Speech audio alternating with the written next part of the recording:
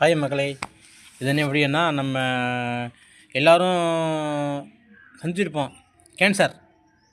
Cancer அந்த நோய் வந்து நம்ம பாதிச்சுட்டு வருது. அதில் சிகரெட்டு, பீடி, தம்மு, ஓட்கா எல்லாம் அடிக்கிறாங்கன்னா கேன்சர் வருது. அந்த கேன்சர் வர்றதுக்கு நம்ம மாவட்டத்திலேயே இருக்குங்க.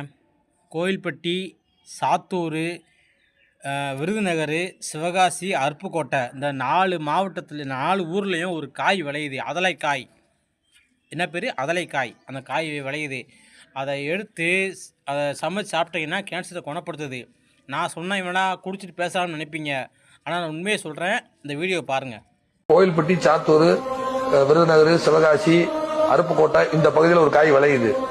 அதுக்கு பேர் அதலைக்காயின்னு பேரு. கேன்சரை குணப்படுத்துற காய் அது. அதலை காய். அதலை பாவக்காய் மாதிரி இருக்கும். ஆனா பாவக்காய் மாதிரி இருக்காது. நீளமா இருக்கும். சுண்டு வரல நீளம் இருக்கும். 1.5 இன்ச்சு நீளமா இருக்கும். தடிமன் ஒரு பென்சில் தடிமன் தான் இருக்கும். கசப்பு ஆனா சுவையா இருக்கும். அதான் மேட்ரு. அதை கொண்டு இங்க தமிழ்நாட்டில் எங்க வேணா போடுங்க. வளர்ந்துருச்சுன்னா நான் சொல்றேன். இந்த ஃபீல்ட் அவுட்டே நான் போயிடுறேன். வளராது. அந்த மண்ணில் தான் அது வளரும். வீடியோ பார்த்தீங்களா?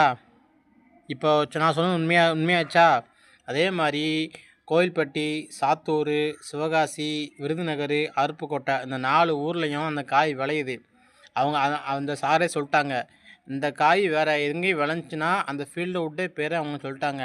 அதே மாதிரி அந்த ஊரில் இருக்கிறவங்க உங்களுக்கு யாரும் பக்கத்தில் உள்ளவங்க ஃப்ரெண்டு, சொந்தக்காரங்க, தெரிஞ்சவங்க யாருக்கும் அந்த மாதிரி நோய் இருந்துச்சுன்னா அந்த காயை உங்கள் ஊரில் பறிச்சுன்னா விவசாயத்தை கேளுங்க. காய் இருந்துச்சுன்னா பறித்து கொண்டு போய் கொடுங்க. அவங்க சமைச்சு சாப்பிட்டு நல்லா இருக்கட்டும்.